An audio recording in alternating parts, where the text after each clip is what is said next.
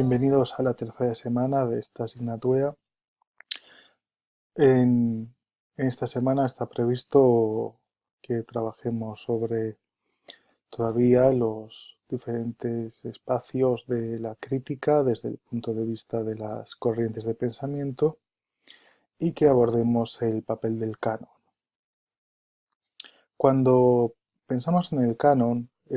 estamos hablando fundamentalmente de un corpus, un conjunto de obras de arte, de literatura, de todo el espectro cultural, que han formado lo que se asocia con la idea de alta cultura, es decir, un conjunto idealizado de obras asociadas a un alto nivel cultural, y muchas veces eso conlleva también una serie de ideas que las vinculan con altos niveles adquisitivos y formativos. Cuando hablamos en concreto del canon occidental, nos referimos al texto de Harold Bloom, en el que se fundamenta esta conceptualización y en el que a lo largo de sus páginas Bloom incluye una serie de obras literarias con algunos condicionantes que luego pasaremos a comentar porque ha sido un elemento muy criticado. Um, Quizá lo más importante es que tengamos en cuenta que el canon como corpus de obras culturales, en este caso de Occidente, pero que lógicamente existe en cualquier otra cultura, no es una lista cerrada. No podríamos considerarlo jamás una lista cerrada porque eh, el canon es fundamentalmente una negociación con diferentes actores, con diferentes agentes de la cultura y la sociedad, además de las revisiones que son necesarias en cada momento histórico por los cambios de sensibilidad, la apreciación y la perspectiva histórica que nos permite desarrollar el tiempo para valorar una serie de obras. Las críticas hacia el canon occidental empezaron en realidad ya en los años 60. Desde esa época, antes, por lo tanto, de la plasmación de la obra de Bloom, el debate se centró sobre todo en el concepto de un canon cultural y cómo éste eh, podía emplearse para excluir o incluir a unas personas determinadas. De hecho, a raíz del canon occidental de Harold Bloom, se potencia enormemente ese debate y las críticas que se lanzaron fueron muy claras y muy directas, en la medida en que se señaló de manera objetiva que apenas había mujeres en su selección de autores representados, no había ninguna minoría étnica desde el punto de vista de una cultura occidental y blanca, no había representantes de ninguna otra cultura ni de ninguna otra religión. Por lo tanto, ese canon occidental parecía estar identificando esa idea de Occidente y de la alta cultura como la respetable y la que vale la pena conservar, con un constructo fundamentalmente caucásico, anglosajón, cristiano, masculino y en la inmensa mayoría de los casos heterosexual. De hecho, las únicas representaciones no heteronormativas solo quedaron constatadas años más tarde de la publicación de esta obra, o es evidente que no se tuvieron en consideración como algo negativo en algunos pocos autores de gran relevancia para la tradición de la literatura anglosajona. Pero asociar el canon a esto es evidentemente un error, de la misma manera que la obra de Bloom, por muy importante que fuera, no es el canon occidental, es la interpretación que él hizo del canon y en realidad a través de esa obra vemos a Bloom, no vemos necesariamente un reflejo de nuestra propia cultura ni de las visiones que podemos proyectar sobre ella. De manera que sí es evidente que Bloom tuvo una falta de perspectiva, estuvo focalizado escasos puntos de interés y su selección en realidad denota una serie de carencias muy importantes a la hora de conocer y dominar el campo literario de todo el plano occidental, ya no una literatura universal. De manera que ah, todo eso está pesando sobre la obra. Sobre todo, creo que es importante que comprendamos que a partir de las críticas realizadas a Harold Bloom, um, debemos estar alerta con respecto a los propios prejuicios que pueden operar en nosotros a la hora de destacar o de considerar cuáles son las obras importantes de la historia de una o varias culturas. El canon es necesariamente una negociación abierta entre lo tradicional, los viejos modos, las obras que se han ido preservando y considerando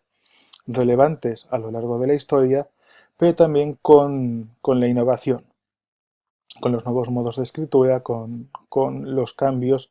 de perspectiva que vamos desarrollando según pasa el tiempo y tenemos más conocimientos.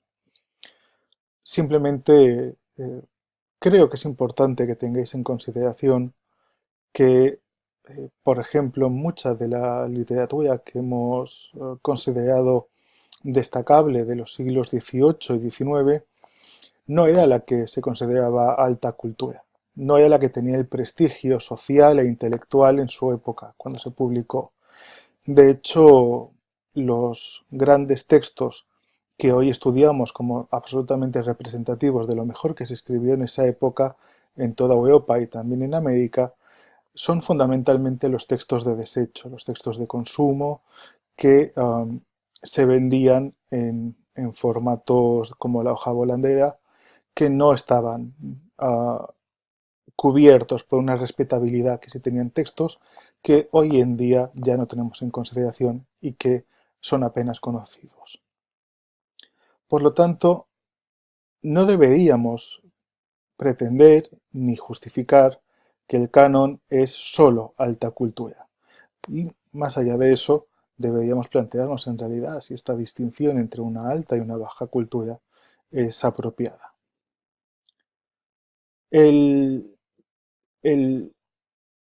proceso que lleva a diferenciar entre la cultura popular o baja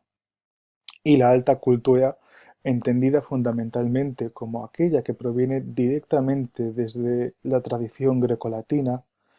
es una idea del XIX.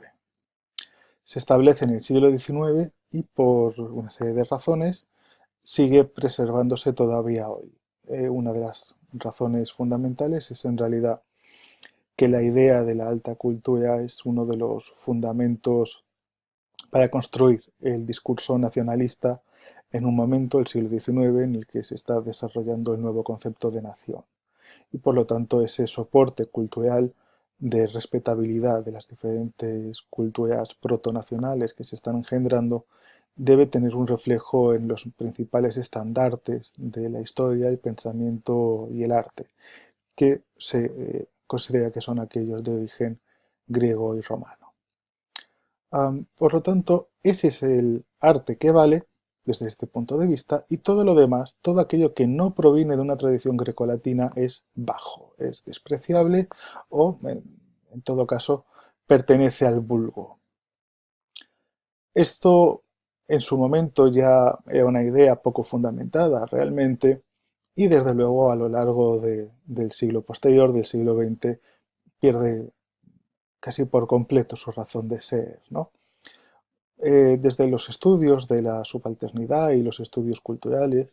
siempre se ha criticado esta oposición. Se ha defendido, y con unos argumentos que podemos considerar sólidos, que es cierto que quizá el gusto cultural es algo que se promueve, que se incentiva y que se orienta desde la formación y que por lo tanto puede haber unas diferencias fundamentales en lo que se aprecia según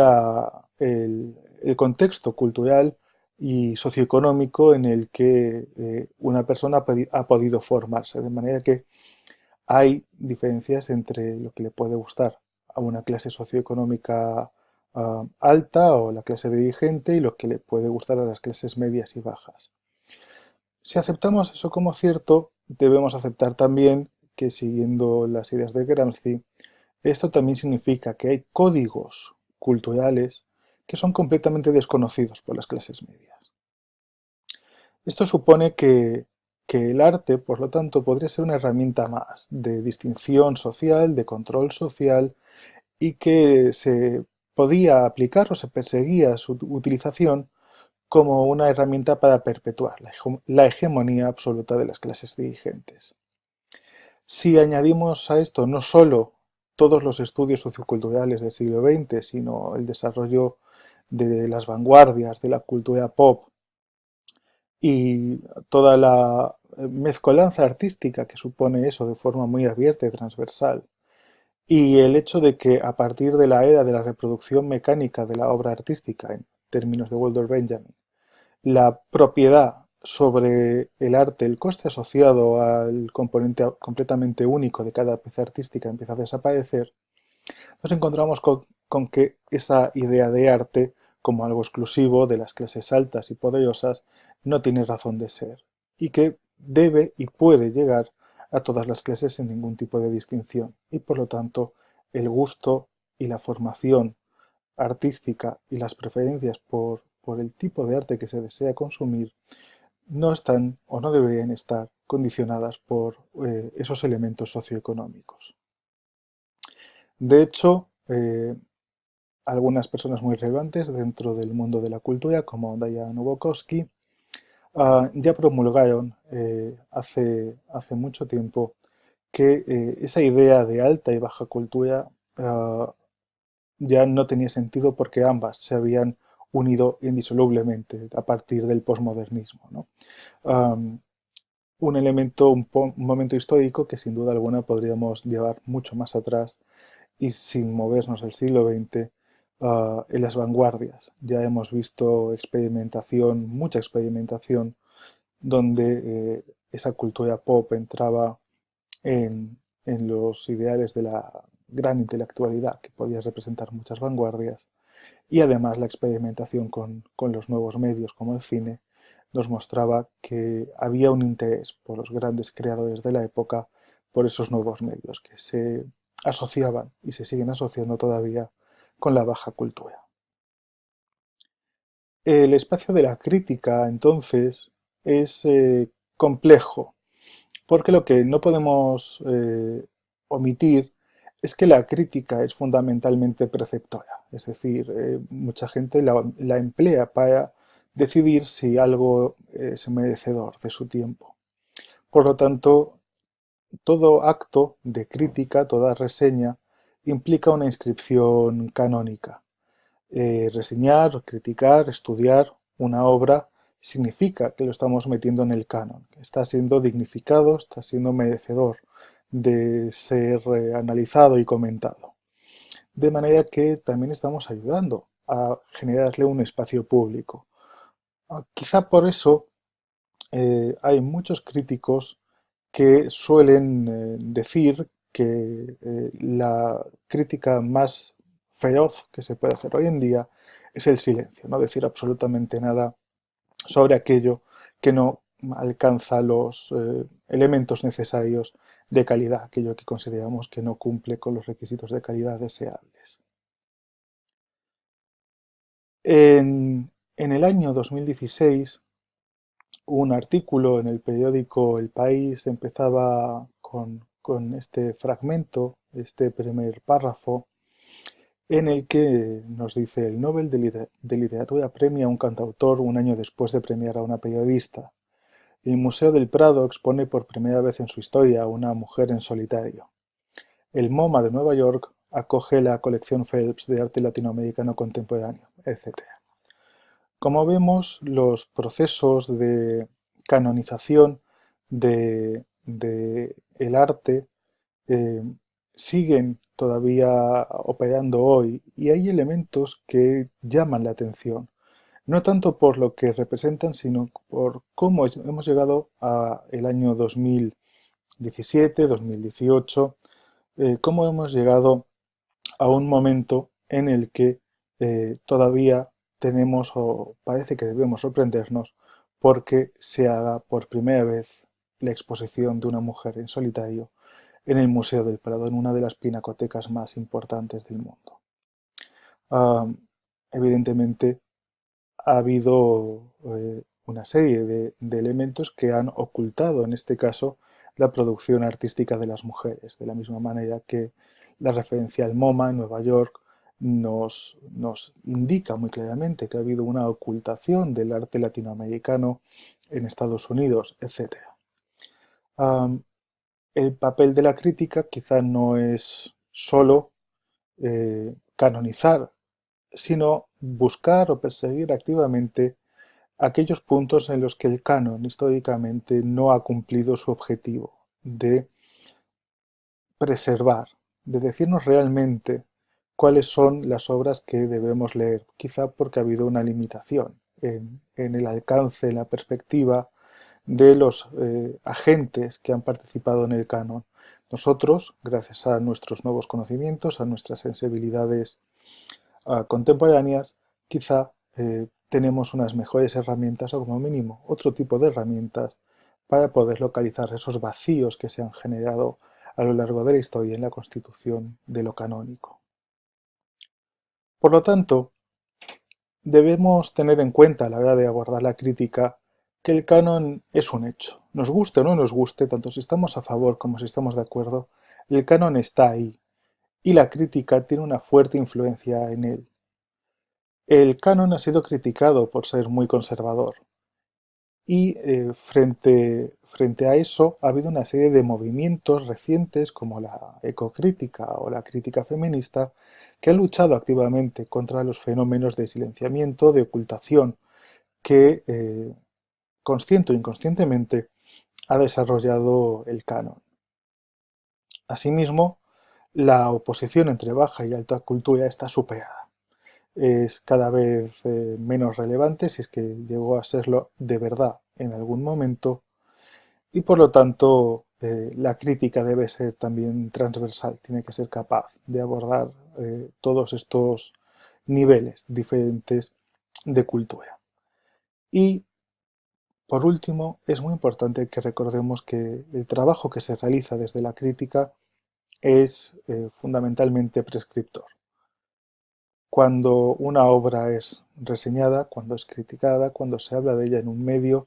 estamos haciendo una inscripción en un espacio público y eso es en sí mismo un acto de prescripción. Por lo tanto, hay un papel social muy importante para el crítico. El crítico como agente cultural es un elemento que no debemos olvidar nunca. Espero que los contenidos de esta semana sean interesantes y que disfrutéis con la unidad. Muchas gracias.